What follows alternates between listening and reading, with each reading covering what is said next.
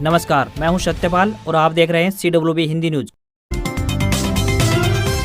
शक संवत 1945, विक्रम संवत 2080। आज पौष मास के कृष्ण पक्ष की अमावस्या तिथि और दिन गुरुवार है। तदनुसार अंग्रेजी तारीख 11 जनवरी सन 2024। आज यानी 11 जनवरी को पौष कृष्ण पक्ष की स्नान दान श्रद्धा आदि की अमावस्या भी है। सबसे पहले आज के मुख्य समाचार। Hisar courts jobs update. जिला न्यायालय हिसार में आई क्लर्क और स्टेनोग्राफर के पदों पर भर्ती, बताएंगे पूरी अपडेट। इलेक्शन मोड में आई हरियाणा कांग्रेस, 15 से घर घर पहुंचेगी। हरियाणा कांग्रेस के जिला अध्यक्षों के लिए 14 जनवरी को होगी मीटिंग। हरियाणा एसएससी ने जारी की 30 और 31 दिसंबर को हुई ग्रुप सी परीक्षा की आंसर की। हरियाणा के शहरों में दिल्ली की तर्ज पर खुलेगी हाईटेक मार्केट, इन लोगों को पहुंचेगा खास फायदा। हरियाणा में कमिश्नरों की पावर बढ़ी, डीसी के कामों की समीक्षा कर सकेंगे। राशन डिपो, गिरदावरी, मुआवजा भी चेक करेंगे, सरकार को जाएगी रिपोर्ट। हरियाणा स्वास्थ्य विभाग की नई पहल, अब सरकारी नहीं तो मौके पर पहुंचेगी प्राइवेट एम्बुलेंस। हरियाणा HVPNL में फेरबदल, PK दास की जगह अब IAS अपूर्व कुमार सिंह बने चेयरमैन, 2022 में मिली थी जिम्मेदारी।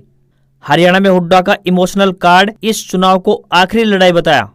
2024 का अंतरिम बजट महिला केंद्रित हो सकता है। महिला किसानों के लिए सम्मान निधि 6,000 रुपए से 12,000 करने की तैयारी में है केंद्र सरकार।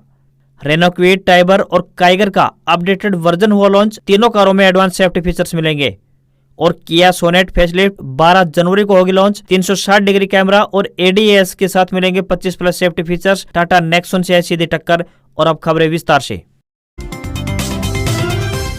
हरियाणा में लगातार 16 दिन से कड़ाके की ठंड पड़ रही है। ठंड ने कोल्ड डे का 10 साल का अपना पुराना रिकॉर्ड भी तोड़ दिया है। हाल यह हो गया है कि दिन के अधिकतम तापमान में 6 से लेकर 7 डिग्री सेल्सियस तक गिरावट देखी गई है। कोहरे के साथ पड़ने वाली ओस की फुहार ने लोगों की मुश्किलें और बढ़ा दी है। मौसम विशेषज्ञों का कहना है कि 1 से 2 दिन में कोहरे में कमी अवश्य आएगी, लेकिन बर्फीली हवाएं खूब कपकपी छुटाएंगी। उत्तर भारत के राज्यों को अभी ठंड से राहत नहीं मिलेगी। जब तक इमरजेंसी न हो तब तक बाहर निकलने से बचें और चेहरे को ढक कर रखें।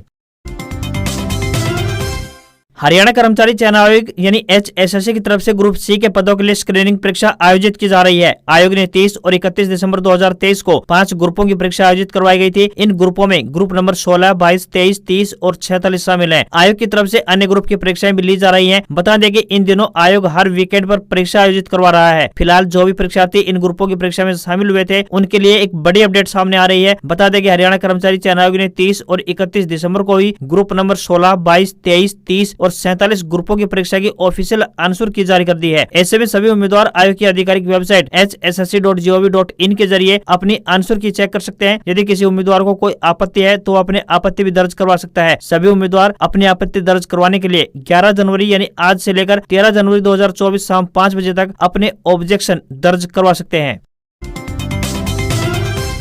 हरियाणा सरकार ने डिविजनल कमिश्नर यानी कि आयुक्त की शक्तियां बढ़ा दी हैं। सरकार के नए फैसले के मुताबिक अब जिलों के डीसी के कामकाज की समीक्षा कमिश्नर करेंगे। मुख्य सचिव संजीव कौशल की ओर से इस संबंध में अधिसूचना जारी कर दी गई है। कानून व्यवस्था के अलावा अब ये फसलों की गिरदावरी, राशन डिपो को जांच जैसे कार्यों में भी सीधे हस्तक्षेप करते हुए नजर आएंगे। 6 महीने से लंबित सभी मामलों पर डीसी व SDM से चर्चा करेंगे। इसके निस्तारण के लिए की गई कार्रवाई की रिपोर्ट भी शासन को भेजी जाएगी। साथ ही उन्हें वरिष्ठ नागरिकों के कल्याण के लिए चलाई जा रही योजनाओं को जमीन पर लागू करना होगा और नागरिक उड्डयन सेवाओं से जुड़े मामलों को जल्द पूरा कराना होगा। नई अधिसूचना के मुताबिक बात करें तो जमीन संबंधी विवादों और सरकारी विभागों के मामलों की प्रगति की समीक्षा के लिए प्रमंडलीय आयुक्तों को हर महीने डीसी के साथ बैठक करने का अधिकार दिया गया है। इसके बाद अब राज्य सरकार ने आयुक्तों को यह अधिकार दिया है कि वे महीने में कम से कम एक बार IG, DIG, PG, DC, SP, DSP व DCP के साथ एक बार समीक्षा बैठक अवश्य करेंगे।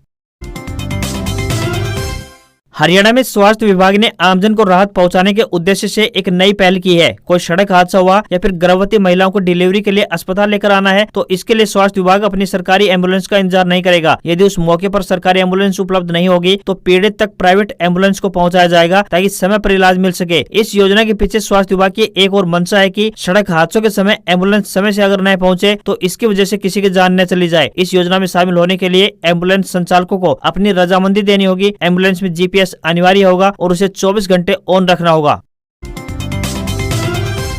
हरियाणा में 15 जनवरी से घर घर कांग्रेस हर घर कांग्रेस अभियान की शुरुआत होने जा रही है। इसका मकसद हर घर और हर वोटर तक कांग्रेस की नीतियों और सरकार की नाकामियों को पहुंचाना है। चंडीगढ़ स्थित कांग्रेस भवन में पार्टी की प्रदेश स्तरीय बैठक में यह फैसला लिया गया है। इसकी अध्यक्षता पार्टी प्रभारी दीपक बाबरिया ने की है। पूर्व मुख्यमंत्री व नेता प्रतिपक्ष भूपेंद्र सिंह हुड्डा, प्रदेश अध्यक्ष चौधरी उदयभान, राज्यसभा सदस्य दीपेंद्र सिंह हुड्डा, पार्टी विधायक, पूर्व विधायक, वरिष्ठ नेता और कांग्रेस वॉलंटियर्स बैठक में शामिल हुए। 14 तारीख से राहुल गांधी की भारत जोड़ो न्याय यात्रा भी शुरू होने जा रही है। ठीक इसके अगले दिन यानी 15 जनवरी को हरियाणा कांग्रेस की तरफ से नए अभियान की शुरुआत कर दी जाएगी। जींद से दीपक बाबरिया, नारनौल में चौधरी उदयभान और रोहतक से दीपेंद्र सिंह हुड्डा घर घर कांग्रेस हर घर कांग्रेस अभियान की शुरुआत करने जा रहे हैं।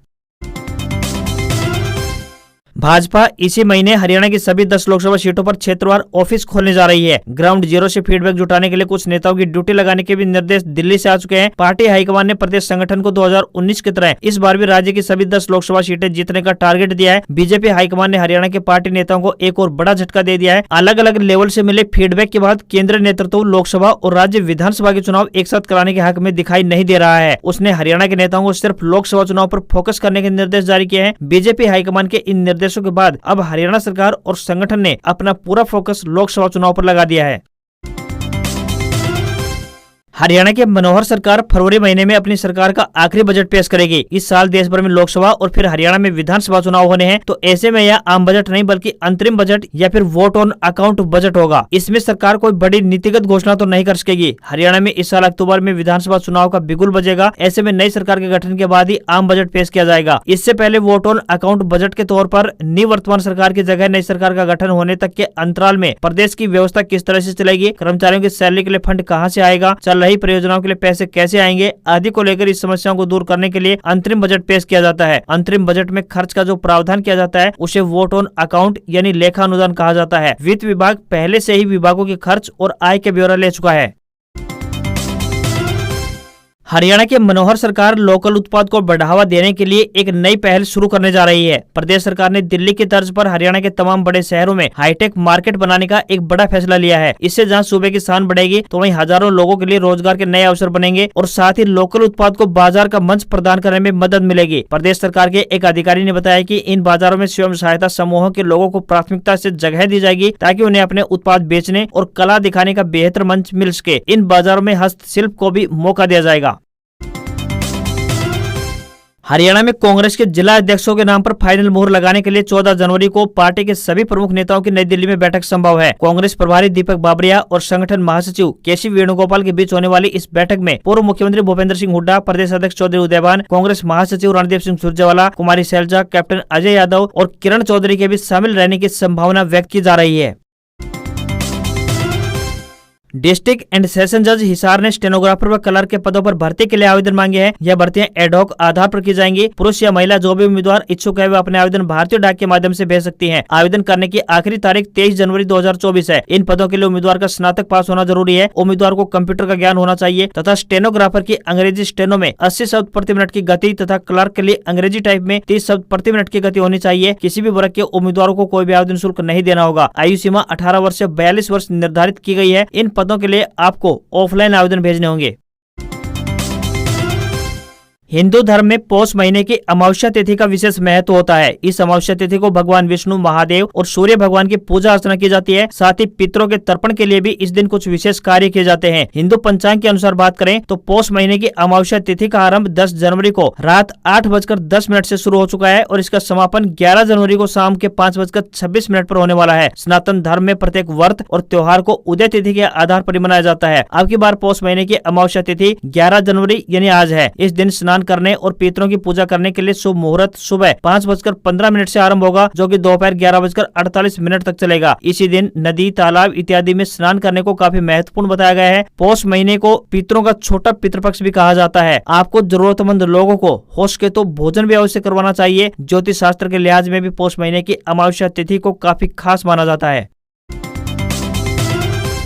जननायक जनता पार्टी के राष्ट्रीय अध्यक्ष व पूर्व सांसद डॉक्टर अजय सिंह चौटाला ने कहा है कि एनडीए का घटक दल जसपा है, एकजुट होकर चुनाव लड़ेंगे। इनेलो व कांग्रेस भी गठबंधन होने के बाद से टूटने के सपने देख रहे हैं, लेकिन उनका सपना अभी तक पूरा नहीं हुआ है। साथ ही अजय चौटाला की बेटा दुष्यंत चौटाला के सीएम बनने की टीस सामने आई और कहा कि मेरे ही नहीं बल्कि प्रदेश की जनता की भी भावना है कि दुष्यंत चौटाला हरियाणा के मुख्यमंत्री बने। कभी हम भाजपा के बड़े सहयोगी थे तो अब छोटे हैं। जसपा अध्यक्ष डॉक्टर अजय सिंह चौटाला बुधवार को दादरी जिले के गाँव ढाणी फोगाट, दातोली, पालड़ी, नांदा सहित कई गाँव में ग्रामीण सभाओं को संबोधित करने पहुंचे थे। अजय सिंह चौटाला ने इस अवसर पर कहा कि अब मिशन 2024 में प्रदेश की अगर जनता चाहेगी तो पूरा राज मिल जाएगा। पुराने राज के दौरान जो काम करने का मजा था उससे बढ़कर काम करेंगे। वहीं पूर्व विधायक दिलबाग सिंह के घर ईडी की कार्रवाई पर बोले कि राजनीतिक द्वेष भावना नहीं बल्कि गलत करने वालों पर ईडी द्वारा कार्रवाई की गई है।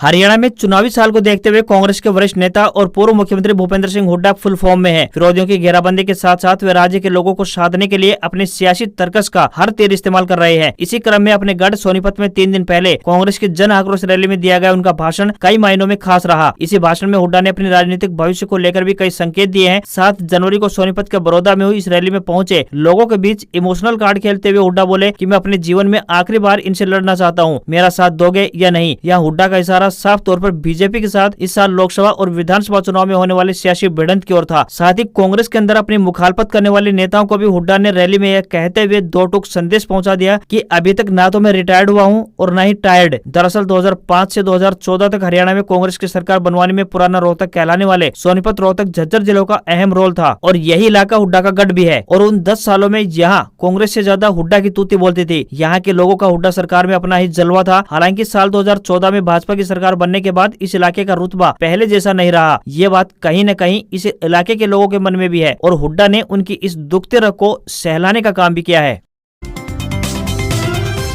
लोकसभा चुनाव में उतरने से पहले मोदी सरकार महिलाओं के लिए कई बड़ी योजनाएं लाने की तैयारी में दिखाई दे रहा है। 1 फरवरी को आने वाले अंतरिम बजट में इसको लेकर कई अहम घोषणाएं हो सकती हैं। बजट में महिला किसानों के लिए प्रधानमंत्री किसान सम्मान निधि की राशि सालाना 6,000 रूपए से बढ़कर 12,000 रूपए हो सकती है। साथ ही आर्थिक रूप से वंचित महिलाओं के लिए भी कैश ट्रांसफर स्कीम शुरू करने की योजना है। दरअसल केंद्र सरकार 21 साल से अधिक उम्र की उन महिलाओं के लिए भी कैश ट्रांसफर स्कीम लाने पर विचार कर रही है जिन्हें सरकार की किसी भी वेलफेयर स्कीम का लाभ अभी तक नहीं मिल रहा है। मनरेगा में महिला वर्कर को प्राथमिकता दी जा सकती है। साथ ही आपको यहाँ पर बताते चले कि भारत में तकरीबन 26 करोड़ किसान हैं। देश में जिन किसानों के नाम जमीन है उनमें से सिर्फ 13% महिलाएं हैं। सस्ता होम लोन लाने पर भी केंद्र सरकार विचार चल रहा है। साथ ही सस्ता होम लोन लाने पर भी विचार चल रहा है।